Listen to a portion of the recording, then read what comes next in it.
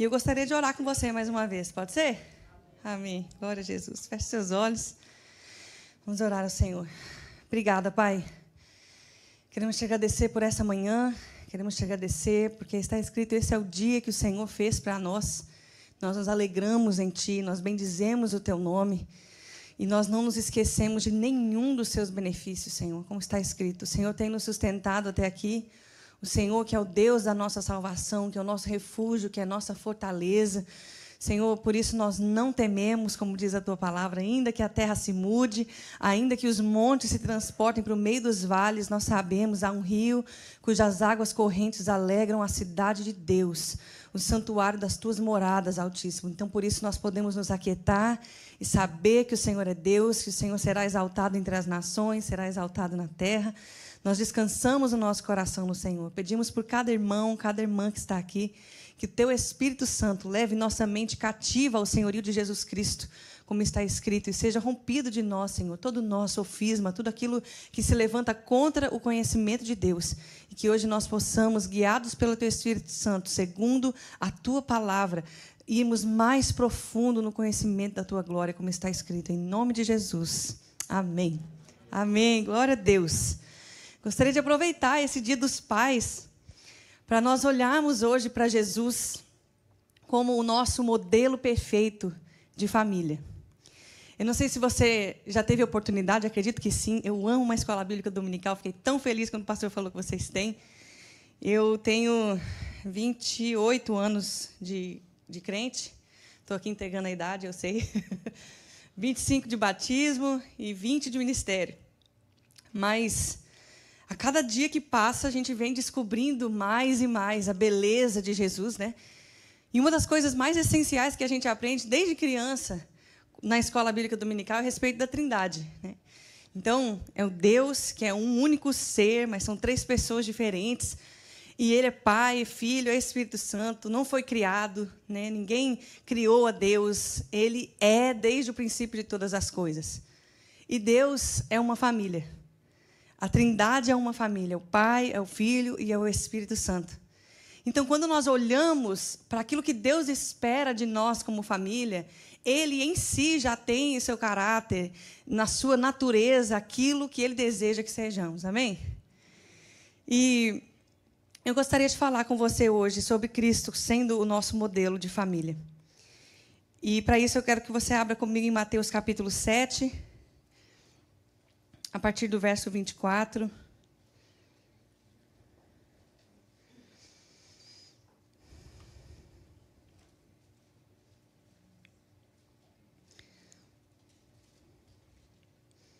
A Escritura vai nos dizer assim: todo aquele, pois, que ouve estas minhas palavras e as pratica, será comparado a um homem prudente que edificou a sua casa sobre a rocha.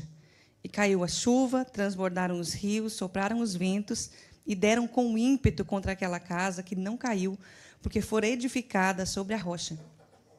E todo aquele que ouve estas minhas palavras e não as pratica será comparado a um homem insensato que edificou a sua casa sobre a areia, caiu a chuva, transbordaram os rios, sopraram os ventos e deram com ímpeto contra aquela casa, e ela desabou, sendo grande a sua ruína.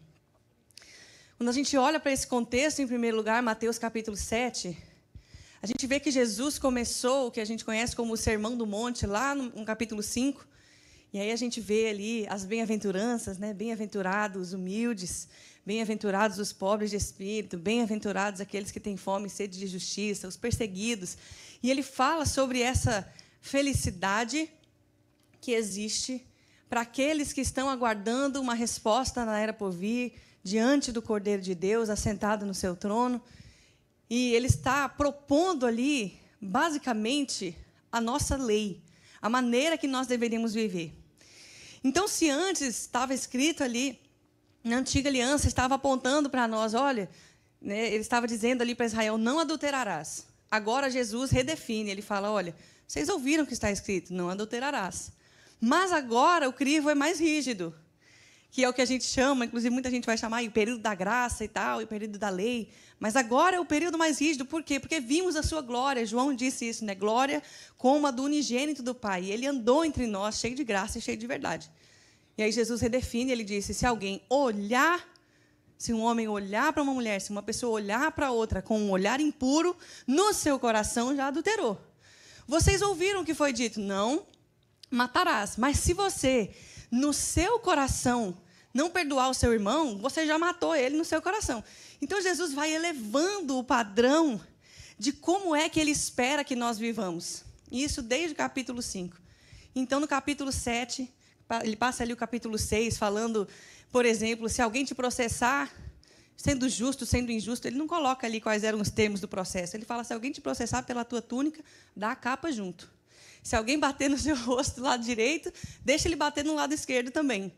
E a gente vai vendo que essa vida que Jesus está nos propondo é impossível de viver se não for pela graça de Deus, com o auxílio do Espírito Santo. Gente, quem que toma um tapa no rosto e que dá o outro lado? Assim, só porque você acordei bonzinho hoje, bate aqui, bate aqui. Só pela graça do Senhor, é só pelo auxílio do Espírito. É uma vida que depende do Senhor para que nós possamos viver. E aí, quando ele chega em Mateus capítulo 7, ele diz, mas olha só, deixa eu propor para vocês. Todo aquele, e ele põe 2 paralelos aqui. Alguém que está ouvindo a palavra de Jesus, pondo em prática, e aí, então, essa pessoa é uma pessoa sábia, e ela vai construir, vai ser semelhante a alguém que está construindo a sua casa sobre a rocha.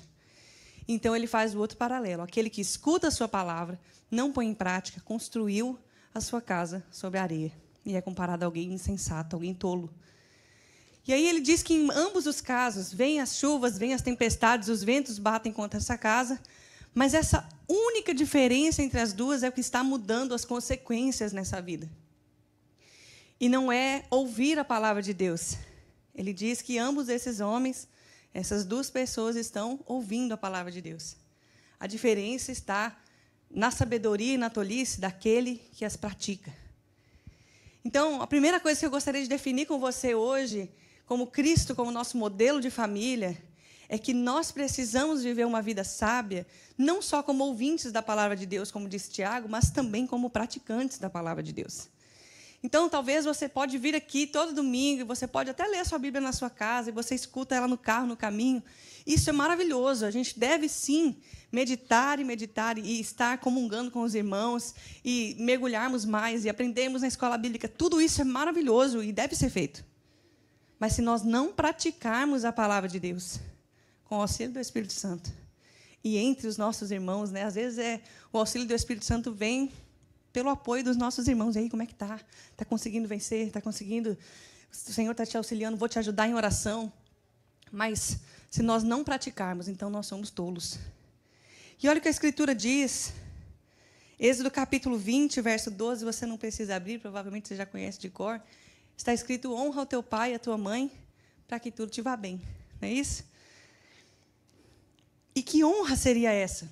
A Escritura nos fala também a respeito dessa honra.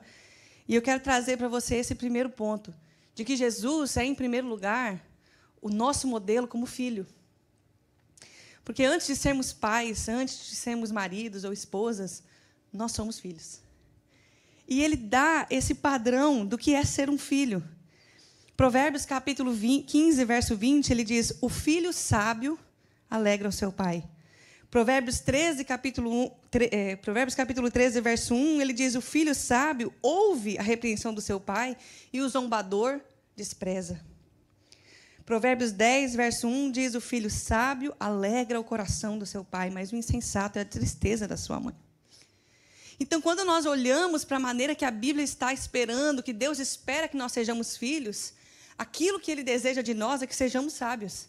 E Jesus já nos deu o padrão. Como é que nós vamos ser sábios? Nós vamos praticar a palavra de Deus. É assim que nós somos sábios. E para cada fase da nossa vida, nós precisamos olhar e pedir para Deus, pelas Escrituras e pelo Espírito, através do seu corpo, a revelação de quem Jesus é. E Jesus é o Filho perfeito. Lucas capítulo 2, a gente vê uma estação da vida de Jesus, quando ele ainda era muito novo, ele tinha 12 anos de idade. Para você que está aí na Escola Bíblica Dominical, você provavelmente sabe que o Antigo Testamento foi escrito na sua maioria em hebraico e o Novo Testamento foi escrito na sua maioria em grego, certo? E no grego e no hebraico existem muitas palavras para falar de uma coisa só. Então, por exemplo, em hebraico, quando a gente fala de louvor, a gente traduz no português só como louvor, mas tem 7 tipos diferentes de louvor. Então, não é só louvor. Tem hora que é louvor com a mão levantada, tem hora que é louvor dançando, tem hora que é louvor gritando como um louco. E filho, em grego, tem 2 possibilidades, que é o teknon e o huios, que seria um filho que ainda é imaturo e um filho que já está maduro. Aqui em Lucas, ele está falando de Jesus quando ele ainda era uma criança, então seria um filho teknon. Ou seja, ele tinha 12 anos de idade. A Bíblia diz que eles tinham subido ali para a festa com toda a sua família e, de repente, eles estão voltando para casa, basicamente numa comitiva aí. E aí José e Maria dão falta de Jesus. E eles pensam, deve estar entre os nossos amigos aí. A viagem era grande, não era como nos nossos dias, né, que você podia só pegar o celular, mandar uma mensagem. Onde é que você está, menino? Não, deve estar com alguém aqui. Só que passou um dia inteiro de viagem, eles estavam preocupados. Nós olhamos lá que em Lucas, capítulo 2, que depois de 5 dias, eles tiveram que voltar ainda. E depois que eles voltaram para Jerusalém, eles passaram mais 3 dias procurando Jesus. Ou seja, eles fizeram um caminho de viagem de um dia, voltaram um caminho de viagem de mais um dia procurando o menino, não achava. 3 dias procurando ele em Jerusalém e não achava o menino até que encontraram ele. Gente, 5 dias, imagina, 5 dias você não sabe onde está o seu filho. Pensa no desespero. Pensa quando você encontra na vontade de bater que você não tem. Não é assim? Você fala, menino, pelo amor de Deus. E aí eu imagino essa cena. Não sei se você tem esse hábito, às vezes, de olhar para a Escritura e falar, imagina essa cena. Esses pais, desesperados atrás da criança, 12 anos de idade, sem nenhuma comunicação, sabe Deus onde é que está, 5 dias perdidos, você fala, acabou, não acha mais meu filho. As estatísticas hoje são que se sumir, acho que nas primeiras 48 horas, é muito mais difícil de achar. Imagina 5 dias. Sem a tecnologia que nós temos hoje, encontraram ele no templo, ouvindo dos doutores da lei e fazendo perguntas para eles. E aí chega Maria, né, a Bíblia diz que fala, onde você estava, menino? Estava todo mundo te procurando. Ele fala, ué, eu estava aqui na casa do meu pai. Como é que você não sabe? E aí a Escritura diz que eles chamam Jesus, Jesus era submisso a José e Maria e volta com eles. Você vê que é interessante que não existe ali uma repreensão, você não podia estar aqui, ou coisa assim. Jesus não estava fazendo nada errado, ele estava, de fato, na casa do Pai. Só que perdeu-se da comitiva. Mas Jesus, sendo Deus, enquanto era um filho teknon, ou seja, um filho imaturo, numa idade imatura mesmo da vida, 12 anos de idade, ele estava submisso aos seus pais. E essa era a honra que Jesus devia a eles. Então, a primeira coisa que eu quero te dizer, se você está aqui, ou você tem um filho que está nessa fase, né, de ser um filho ainda imaturo, ou se você é um filho ainda imaturo, nessa idade menor, a honra que Deus espera de você, a sabedoria que Deus espera de você, é que na prática da palavra de Deus, você seja submisso aos seus pais. A Escritura também vai nos dizer em Efésios, filhos, sejam submissos aos seus pais, porque isso é justo diante de Deus. Então, como que nós podemos ser, olhando para Cristo, saber qual é o modelo de filho? O modelo de filho de Cristo é um filho submisso aos seus pais. Como? Praticando a palavra de Deus. É óbvio que, se nós estivermos diante de pais que não temem ao Senhor e estão dizendo para você fazer algo que é contra a palavra de Deus, é outra história. Que é o que acontece, por exemplo, com os discípulos. As pessoas dizem, nós vamos libertar vocês da prisão. Você lembra disso em Atos? E aí eles dizem, mas vocês vão e não podem mais falar de Jesus para ninguém, sendo que Jesus tinha dito, vão por mundo inteiro e preguem o evangelho a toda criatura. Aí eles saem, vão para a praça e começam a pregar o evangelho. E aí eles falam, nós não dissemos para vocês que vocês não deveriam pregar o evangelho, a resposta é, o que é mais justo? Nós vamos obedecer aos homens ou nós vamos obedecer a Deus?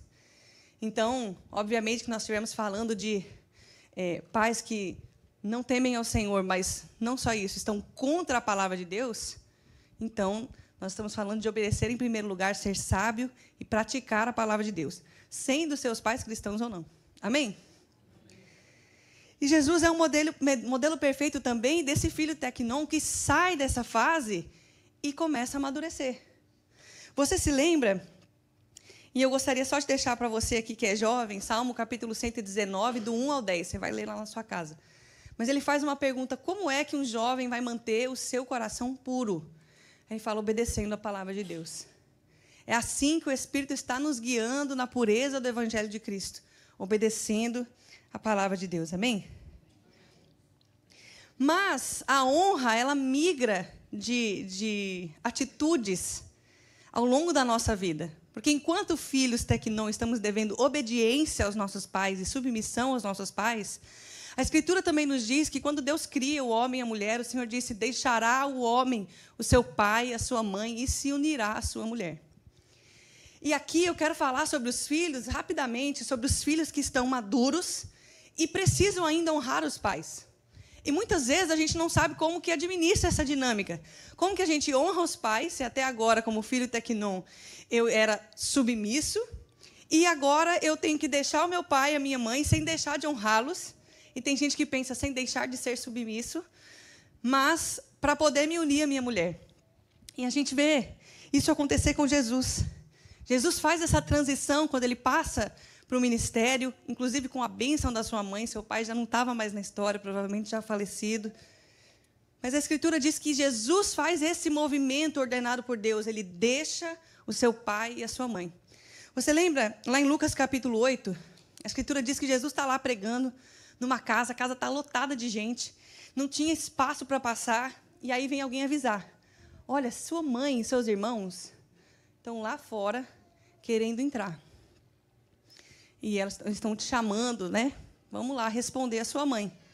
A resposta de Jesus, agora, como um filho maduro, que saiu da casa da sua mãe, que já migrou para o ministério, ele estava dizendo: quem é o meu pai e a minha mãe?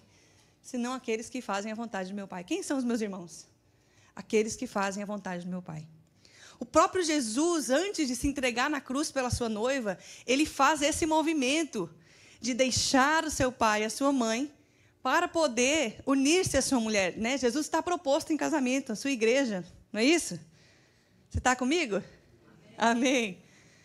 Então, Jesus faz esse movimento, mas ele não desonra Maria em tempo nenhum. Jesus não pecou em hora alguma. Ele é um modelo perfeito de filho tecnon e de filho ruioso, aquele filho maduro. E como ele faz isso? Segundo a palavra de Deus. Então, talvez você é um filho maduro e tem vários âmbitos da sua vida aí que eles estão parados, porque você já amadureceu, um filho ou uma filha, você já tem a sabedoria para caminhar sozinho, no sentido de discernir o certo, o errado e cumprir a palavra de Deus, prestar contas da sua própria vida. Então, você continua pensando que a honra é igual à submissão. Mas a honra, como nós vimos em Provérbios, a honra para um pai, a honra para uma mãe, em Deus, enquanto o filho é novo, é a submissão.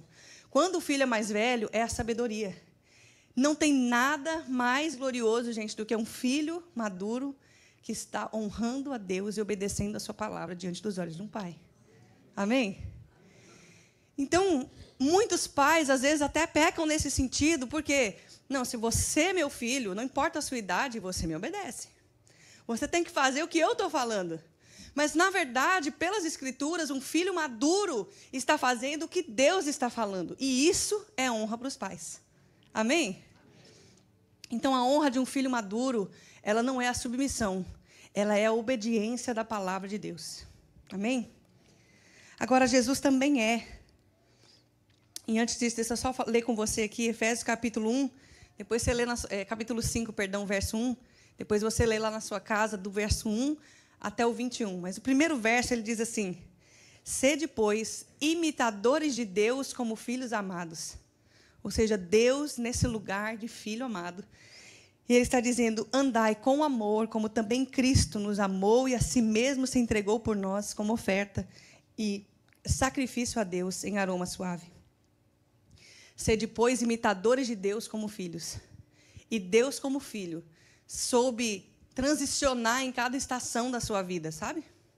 Ele soube fazer tanto esse papel de um filho que ainda estava na sua idade menor, em ser submisso aos seus pais, como ele soube fazer esse movimento de deixar o pai e a mãe, sem deixar a honra, obedecendo a palavra de Deus. Lá em Efésios, capítulo 5, ainda, o verso 22, eu gostaria de ler esse texto com você.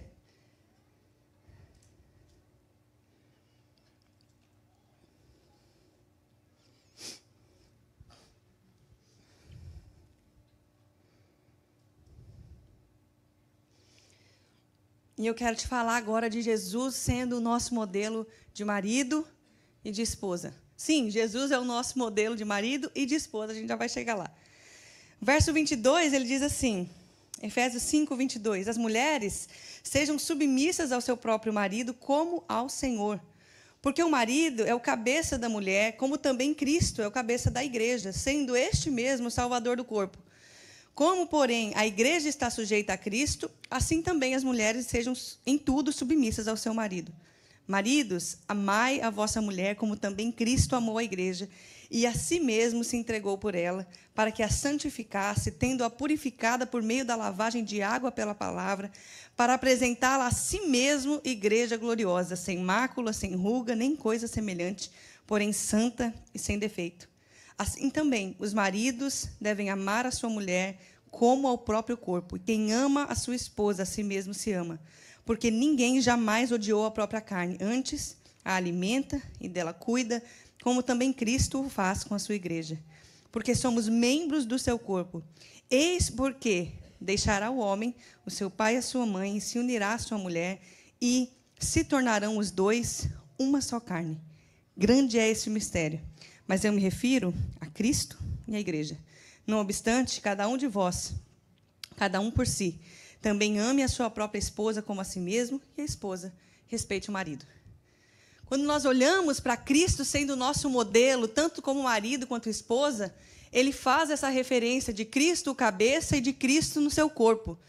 Então, nós, como igreja, somos o corpo de Cristo. É Cristo do mesmo jeito. Esse aqui é o corpo da Tamires, esse aqui é a cabeça da Tamires. O corpo da Tamires é Tamires? É Tamires. Não sem a cabeça.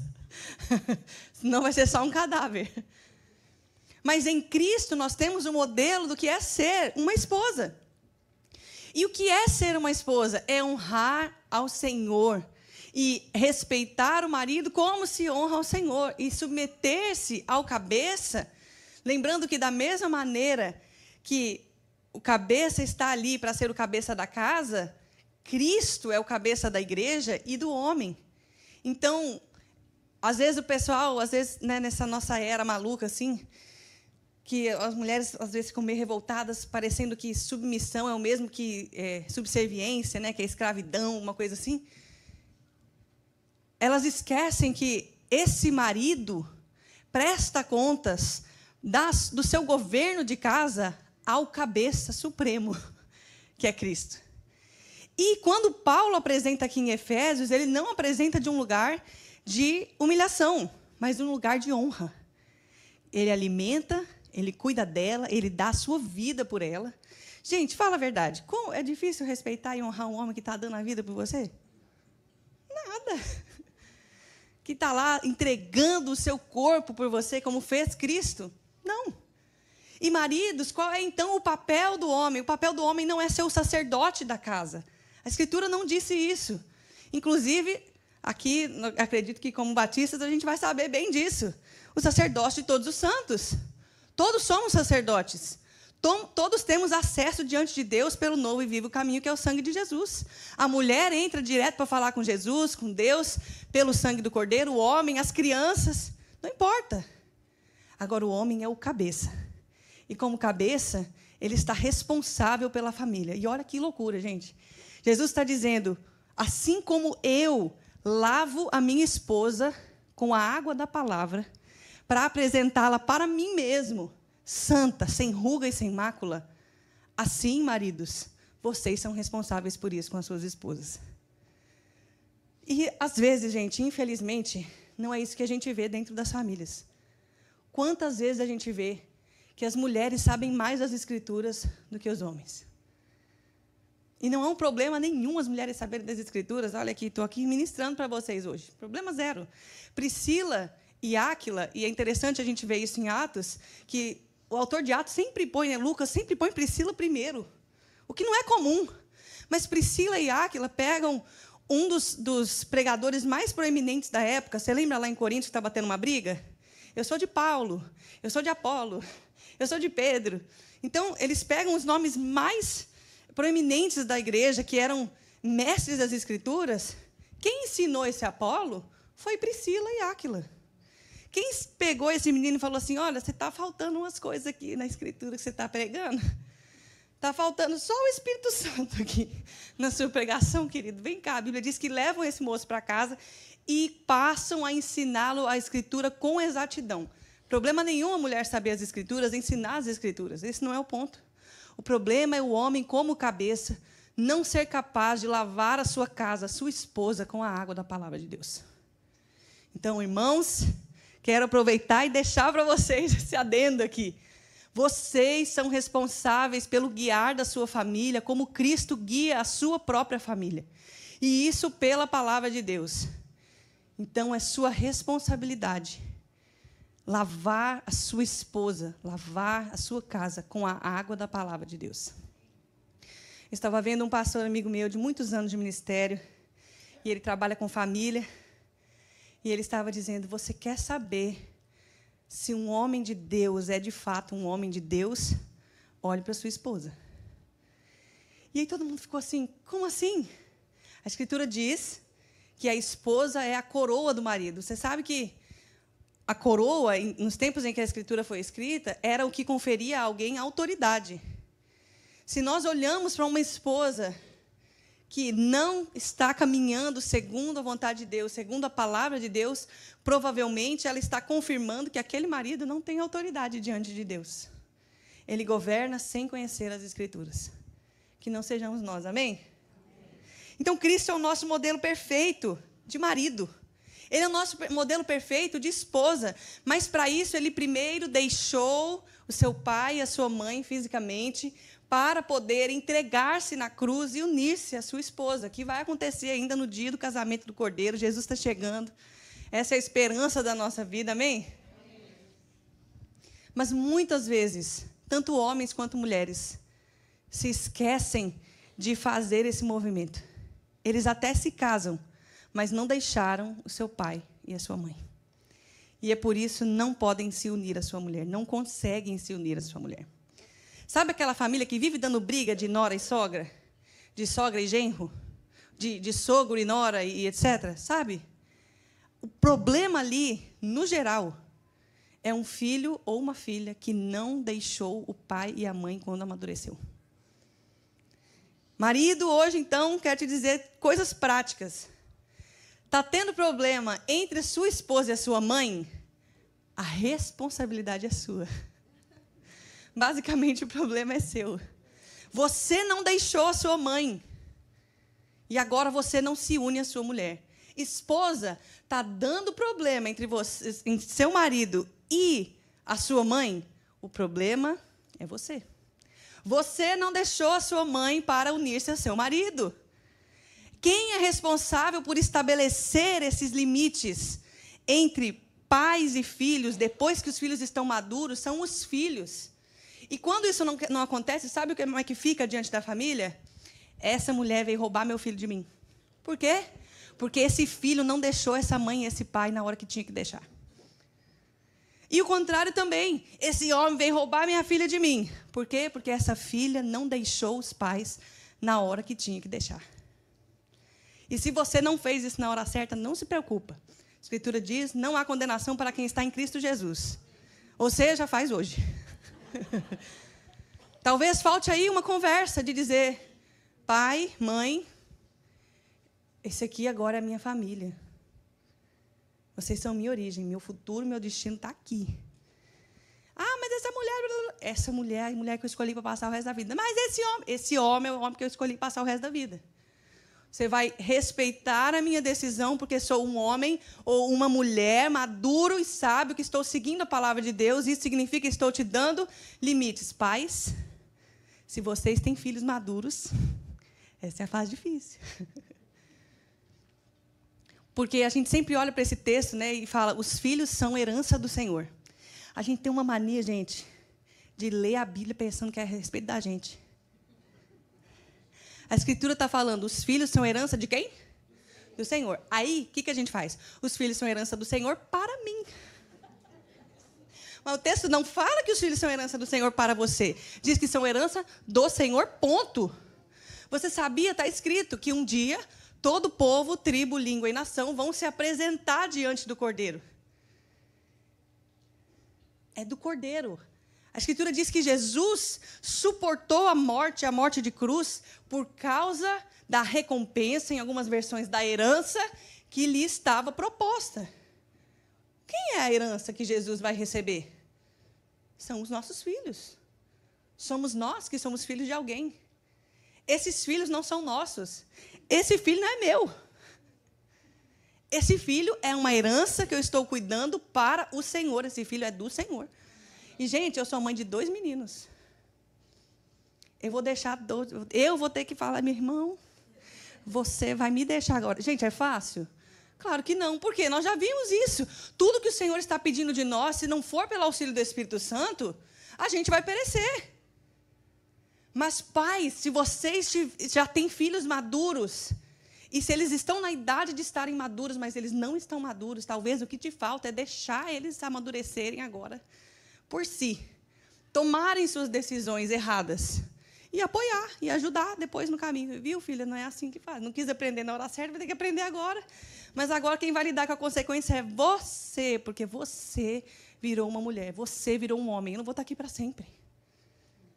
Se nós, como pais, não fizermos esse movimento de abençoar os nossos filhos para que eles sejam maduros, então nós falhamos como pais. Porque o sucesso de um pai, o sucesso de uma mãe, não é criar um filho, é criar outro pai. Eu vou saber que eu fiz um bom trabalho como mãe quando os meus filhos, não quando eles forem filhos maravilhosos, mas quando eles forem bons pais. Aí eu vou dizer, eu cumpri meu papel. Agora está feito, agora vai, meu filho. Agora eu tenho certeza de que, como pai, você entendeu, você amadureceu. Você chegou a uma plenitude. E agora você vai gerar, não só um outro filho, você vai gerar um pai também. Então, eu quero deixar essa tarefa para vocês, esposas e maridos. Coloquem-se nesse lugar de se unirem ao seu marido e à sua esposa, como Cristo está fazendo. Mas primeiro, ainda que você não tenha feito isso antes, ainda dá tempo de deixar o seu pai e a sua mãe. Isso não significa desonrá-los. Mas como que é a honra bíblica de um filho maduro? Sendo sábio, obedecendo a palavra de Deus. E não obedecendo aos pais. Amém? Pai, se o seu filho maduro não está mais te obedecendo, glória a Deus. Verifica se ele está obedecendo a palavra de Deus. Ah, meu filho não casou. Pois é, agora é a hora de ele se tornar e provar que é um filho maduro e deixar o seu pai e a sua mãe. Primeiro deixa o pai e a mãe, depois se une à sua mulher. Amém? E aí, eu quero falar com você em último lugar. Jesus não é só o nosso modelo de marido, ele é o nosso modelo de pai. E qual que é o papel de um pai, segundo as Escrituras, e todo judeu, Jesus era um judeu, ele sabia muito bem o que era isso. Deuteronômio capítulo 5, não sei se você se lembra, nós temos ali o mandamento do Senhor, e ele diz, amarás, ouve, ó Israel, né? Ele diz, chamar Israel, ouve Israel. Amarás, pois, o Senhor teu Deus de todo o teu coração, toda a tua alma, com toda a tua força. Inclusive, em Marcos, quando Jesus vai repetir, agora ele acrescenta uma coisa, ele diz, com todo o teu entendimento. Se antes você estava só praticando, agora você precisa entender. Mas ele diz, ama o Senhor de todo o teu coração. Deus tem que ser o primeiro no seu coração. Ele está falando com os pais da nação, com os maduros da nação, e aí ele vai dizer, e aí você vai pregar, você vai falar desse amor, seu filho vai ver. Escreve a lei do Senhor no seu coração. Escreve a lei do Senhor no seu braço, na sua testa. Põe a lei do Senhor no portão da sua casa, na porta da rua. Deixa todo mundo ver. E você vai inculcar a palavra de Deus, esse amor pelo Senhor no seu filho. quando você levantar, quando você deitar, pelo caminho e comendo. Como pai, Jesus é o nosso modelo perfeito, como aquele que amou a Deus acima de todas as coisas, no seu coração, com as suas atitudes, e inculcava a palavra de Deus no coração dos discípulos.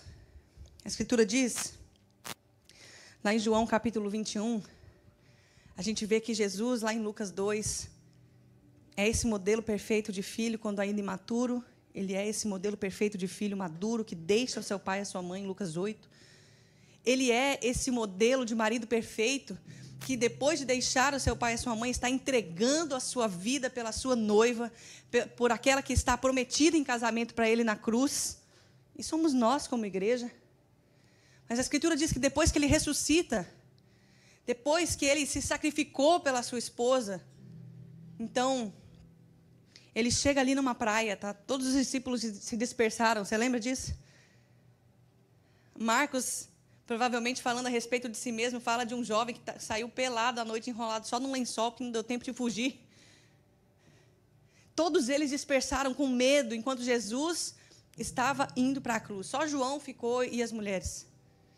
Quando Jesus chega na praia, e é a primeira vez, Jesus nunca tinha feito isso, ele nunca, em todas as escrituras anteriores, não se tem menção de Jesus chamando os discípulos de filhos. Mas depois que ele ressuscita, que ele já foi um filho imaturo, que ele já foi na idade, né? Que ele já foi um filho maduro, deixando os pais na hora certa, que ele já entregou a sua vida pela sua esposa, agora ele ressuscitou e chama: filhos, vocês têm alguma coisa de comer?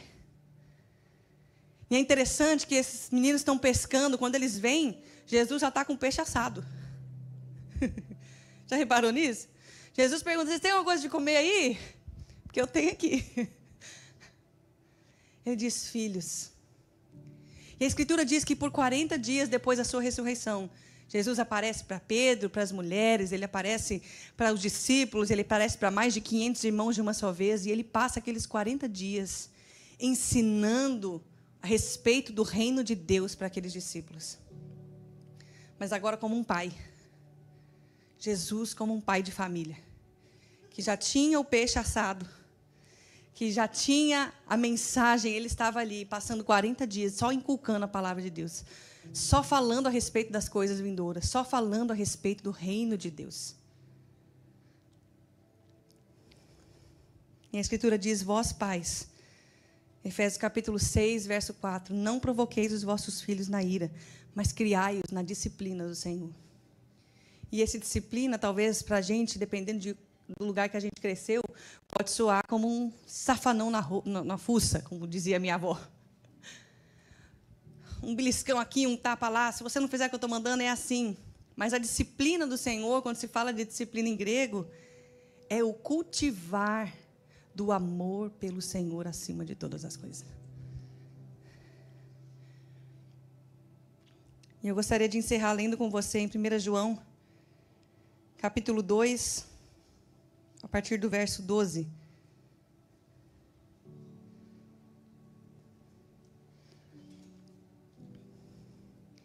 E eu quero te dizer que para cada estação da nossa vida, não importa se hoje você é um filho ainda tecnon, né, um filho imaturo, se você já é um filho maduro, um filho ruiós, que já está aprendendo a deixar o seu pai e a sua mãe, honrando a palavra do Senhor, obedecendo ao Senhor e essa honra dando aos seus pais, ou se você já se uniu à sua mulher, ou se você já se uniu ao seu marido, ou se você já é pai, já é mãe, eu quero te dizer, existe uma revelação de quem Jesus é em cada fase da vida.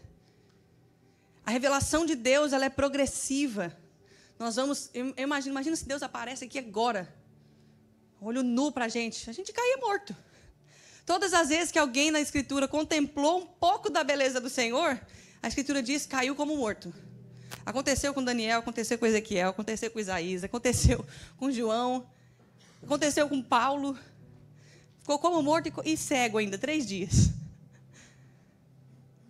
Mas o Senhor vai se revelando a nós progressivamente e transformando-nos, como está escrito, de glória em glória, até que cheguemos à medida do seu Filho.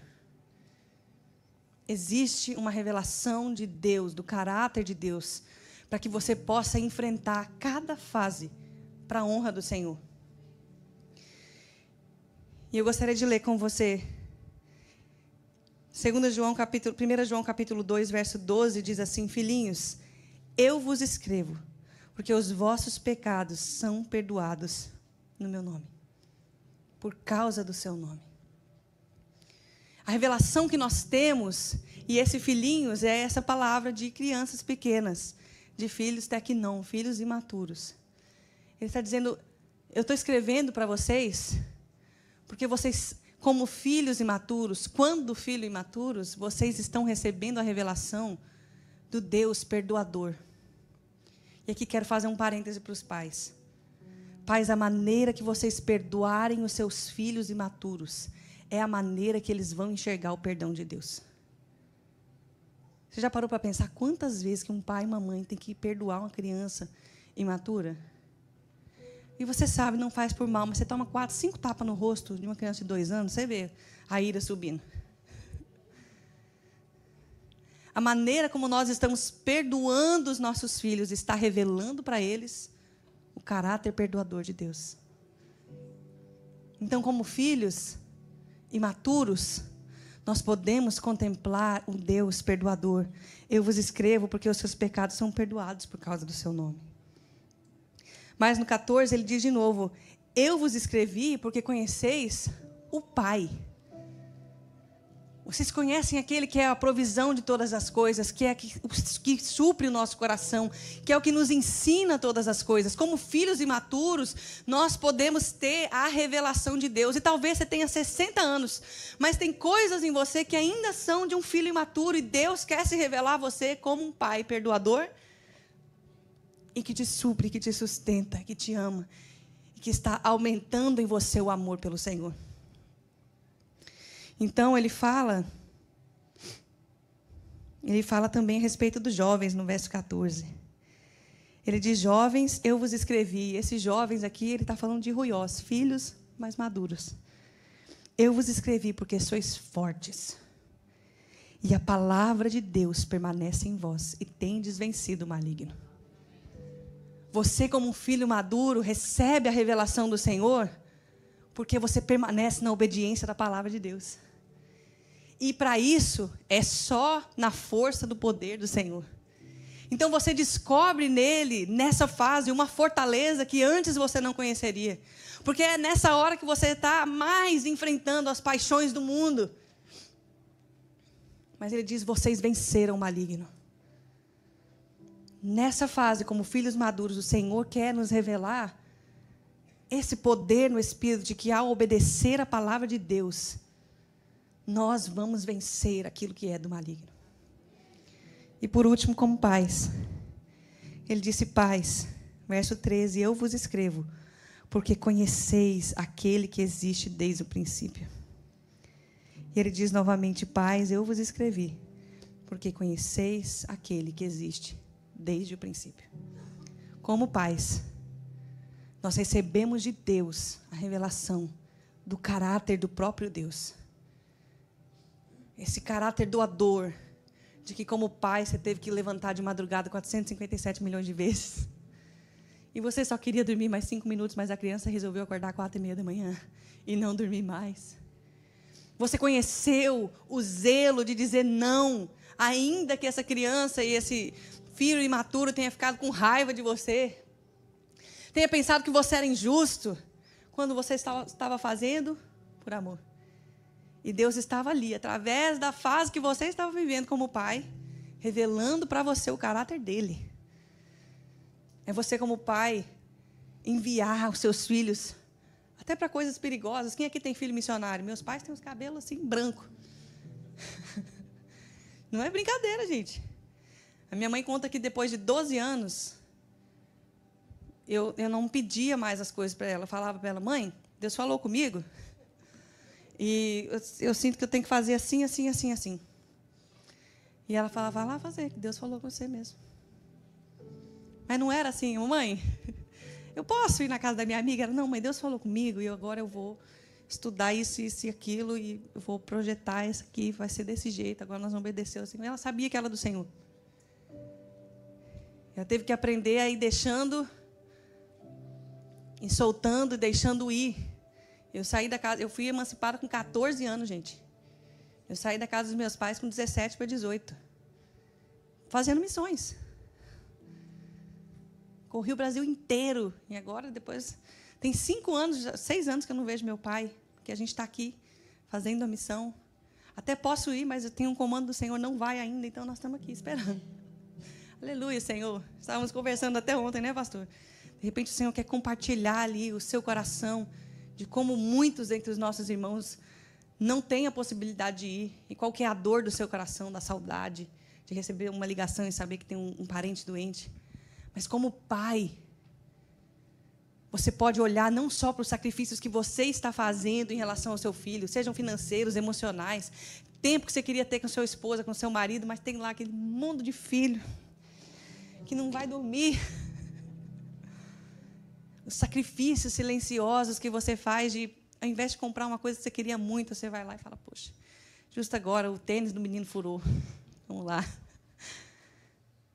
Para você também poder contemplar a beleza de Deus, que entregou tudo. Tudo para que nós fôssemos adotados na sua família. Em Cristo nós temos graça e favor e força para vivermos cada fase da nossa vida como homens e mulheres sábias. Não porque nós somos perfeitos, mas porque nós estamos ouvindo e praticando a palavra de Deus. E eu quero te garantir isso. Está escrito que se você escuta e pratica a palavra de Deus, vão vir as tempestades, vão vir os ventos, vão vir os furacões, vai bater muita coisa contra você, contra essa casa. Mas quando passar o vendaval, você vai perceber uma coisa: nós ainda estamos de pé. Nós não seremos abalados, como está escrito. Porque aquele que está firmado na rocha jamais será abalado. Amém? Fique em pé no seu lugar, vamos orar ao Senhor. Quem são os pais, hoje nesse dia dos pais, quem são os pais que estão entre nós? Você pode levantar a sua mão? Se você está com alguém aí, que é da sua família, que está com a mão levantada, põe as mãos assim no ombro dessa pessoa. Se você está vendo um pai que está aí com a mão levantada, mas não tem ninguém, ele veio só hoje, aproveita, você que é um filho ou uma filha de algum outro pai, nós estamos na família de Cristo, nós somos todos irmãos, amém? Então vai lá, põe as mãos no ombro aí, e vamos orar pelos pais hoje, amém? Vamos pedir para o Senhor essa graça, esse favor para essa estação da vida, para essa fase da vida. Se os seus filhos estão aqui, junta eles junto aí com você, põe os seus meninos Tequinon, os seus Ruiós aí, e vamos orar, amém? Pai, nós queremos, em primeiro lugar, te dizer feliz Dia dos Pais. O Senhor é um bom Pai. O Senhor é um bom Pai. A tua palavra diz que nós que somos pais maus, sabemos dar coisas boas para os nossos filhos. Quanto mais o Senhor, que é um bom Pai. Que o Senhor nos daria do teu Espírito Santo o penhor da tua promessa, o selo da tua promessa, a garantia de que o Senhor vai cumprir tudo aquilo que o Senhor falou que ia fazer. Nós pedimos hoje, Pai, por cada pai que está aqui, que o Senhor os fortaleça, que o Senhor os renove, que o seu Espírito Santo possa entregar para eles cada ferramenta que eles precisam para viver essas estações. Senhor, se o seu corpo físico está cansado, revigora eles. Se eles estão, Senhor, emocionalmente fatigados, Senhor, dá um novo ânimo em nome de Jesus. Senhor, que se o seu espírito está abalado, que o Senhor hoje possa, pelo teu Espírito Santo, testificar no espírito de cada um deles que são seus filhos, que são mais do que pais, são também seus filhos, e assim como eles estão cuidando da sua família, o Senhor está cuidando deles. Pedimos, Espírito Santo, pela tua graça, pela tua sabedoria, pela tua força, Pedimos, Senhor, pela saúde, se algum deles está enfermo, que o Senhor os toque com cura agora mesmo. Pai, se hoje o Teu Espírito os está convencendo de que precisam fazer alguma mudança, de que precisam ser transformados em algo pelo Teu Espírito, Senhor, dá para eles a força necessária, dá para eles, Senhor, a sabedoria que vem do alto, fortalece-os nesse tempo. Pedimos que o Senhor dê para cada pai, para cada marido, uma esposa sábia aos seus lados, que edificam a sua casa.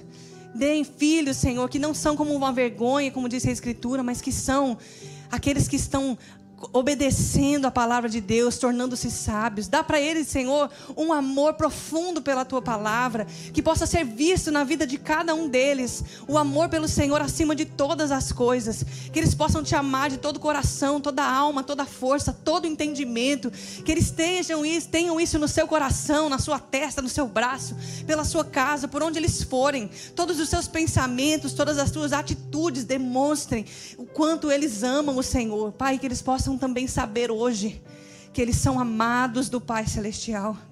Senhor, nós todos juntos hoje agora oramos por toda a igreja, por todos os irmãos, as crianças, Senhor, as mulheres, os jovens, e pedimos, Senhor, Pai nosso, nós que chamamos uns aos outros de irmãos, temos em comum o mesmo Pai, e nós queremos orar como Jesus nos ensinou.